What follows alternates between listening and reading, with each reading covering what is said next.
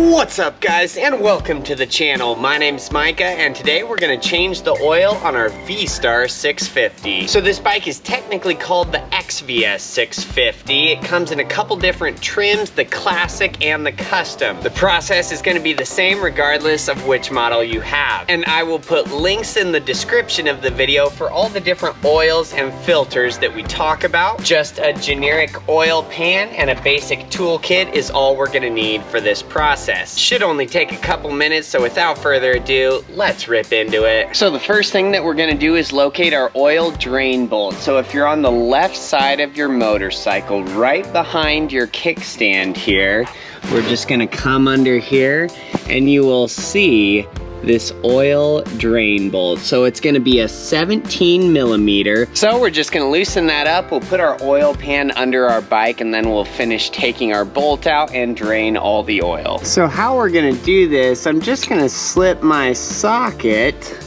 up in there over the bolt, and then I'm gonna put an extension kind of in there as well that I can just barely get the end of it in there.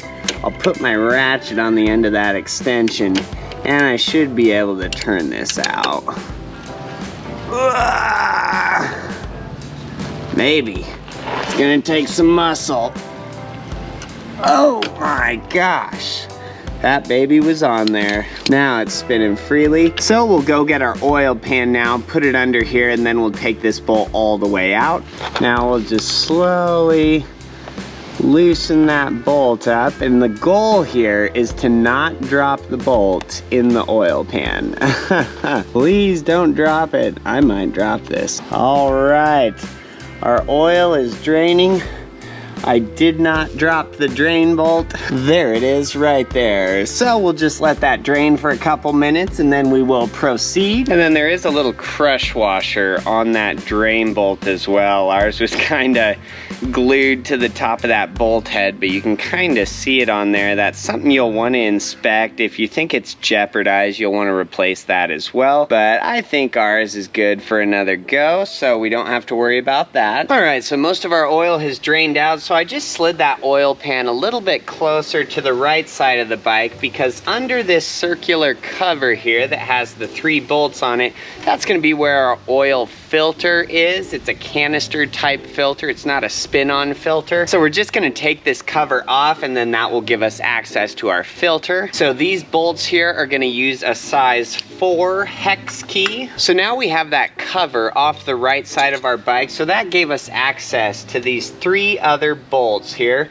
So we're gonna remove these 3 bolts in addition to 2 over on the right side of that cover. And it looks like all of these are gonna be a size 5 hex key. Well, and so I'm gonna have to use an actual hex key for the last one because it's kind of hidden by that brake pedal there. Just get a little extra leverage on that here.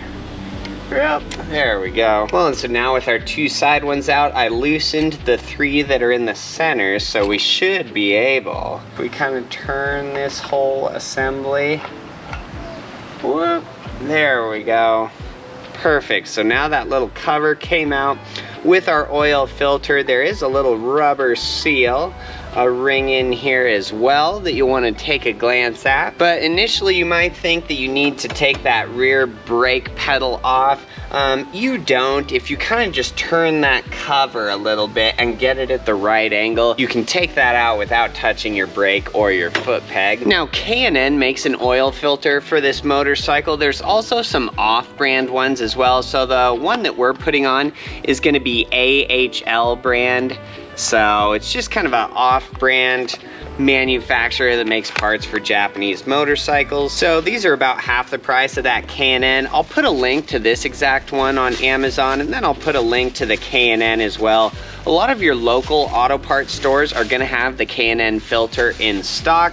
So check out that link. You can look at the filter numbers so you know what you're looking for if you just need to go and get a filter right now, today. But otherwise, yeah, these are gonna be a lot cheaper. So now I'm gonna take a rag and just kind of clean up that surface here around our oil filter. We definitely want that to make a nice good seal when we put everything back together. Now our new filter, I'm gonna put right in here. You know, our old filter came off with our little cover, but our new one, I'm just gonna put right in its home. So if you look at both sides of these filters, they both have rubber rings, but one side has a little metal area that kind of protrudes from the oil filter. So that end is going to go in and face towards your motorcycle.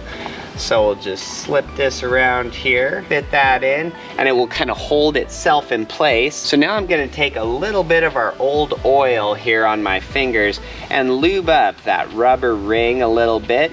That oil will help it make a better seal. So now I can press that back into its home on that little cover here. Kind of clean my hands up, whoop. So now we are ready to put that cover back over our oil filter. I think that'll work. We'll put a couple bolts in so it holds itself in place. All right, now we can get all of our bolts seated here. Everything feels good to go there. We'll kind of wipe stuff off so it's nice and clean.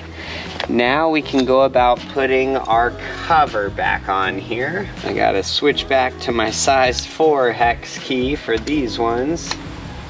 All right, so now both of our covers are back on there. So now we're gonna jump back over to the other side. We're gonna put our drain bolt back in our motorcycle, and then we can fill it up with fresh oil. And then we'll get in there where that drain bolt goes with a rag. Again, we're gonna clean that surface up just so it makes a nice, good seal. All right, now we'll just put our drain bolt back in.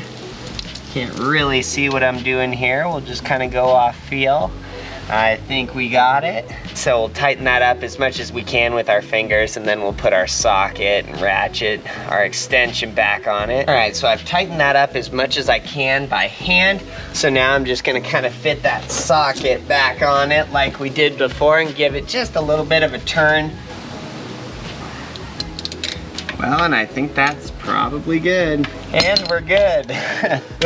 So now we can put some fresh oil in our bike. So we're gonna add that oil right here. This is gonna be our filler cap for our motorcycle. It does have another rubber gasket ring on it, so always check that, inspect it, make sure that is good to go and not jeopardized. We'll clean up around the top of that just a little bit so no dirt or debris falls in our motorcycle. Now I'm gonna grab a funnel here and then we'll put in our fresh oil. So now for oil on these motorcycles, there's a couple different weights you can use. You can use 1040, 2040 or 20W50. I'm just gonna use the 1040. But if you're in the dead of summer and you live somewhere like Florida, Texas, Arizona, someplace where it gets really hot, you might consider using a 20W50 in your bike. And you'll definitely wanna use a motorcycle oil. So I think it's a API SG is the rating that this motorcycle requires. You know, you won't want to use just car oil because since these bikes have a wet clutch, you know, there is certain additives that you need in your oil, additives that clutch needs, so the friction plates and everything in that can work correctly. And the oil capacity of this motorcycle is going to be 2.9 quarts. So I'm going to put about 2.5 in. We'll check our oil level here. There's a little sight glass down on this side of the bike. So we'll put 2.5 quarts in. We'll see where our bike is at, and then we will add more if need be.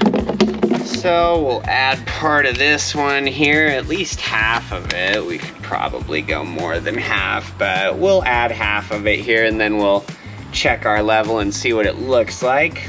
Well, and that's about 2.5 here, so I'll just put the lid on that one here. Now, as you're looking at the left side of your bike, that sight glass is kind of right under, directly under the oil fill cap. So right down here is where you're gonna see that. And I don't know if you can see it or not, but there's almost a little mark down on the lower part of the sight glass, and then there's one on the upper part. So we just kind of want our oil level to be in between there, kind of just in this sight glass, and that'll be a proper level. Well, and we're gonna wanna check that as our bike is held straight up and down. So, well, so it's definitely to the top of that sight glass there. It almost looks a little bit over full.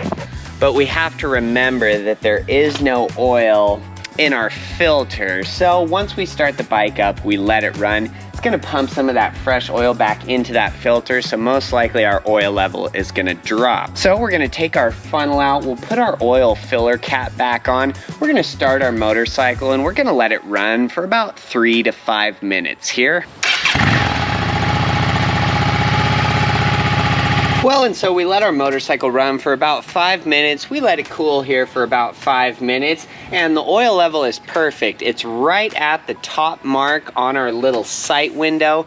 So, and I only added about 2 3/4 quarts of oil, so it didn't take the full 2.9, so there must have been a little bit of oil still in our bike, you know, that didn't drain. But yeah, it runs great, no problems at all. It doesn't leak a drop, so everything went just fine. Like I said, in the description of the video, I'll put the links to those off-brand filters. I'll put the links to the K&N ones as well, and then I'll put some links to some oil, some 10W40, 20W40, and 20W50, depending on what you guys want to go with. Otherwise, I think that's all I have for you guys today. So, like the video if this helped you out, subscribe if you guys want to see more, and until next time, have a wonderful night, guys.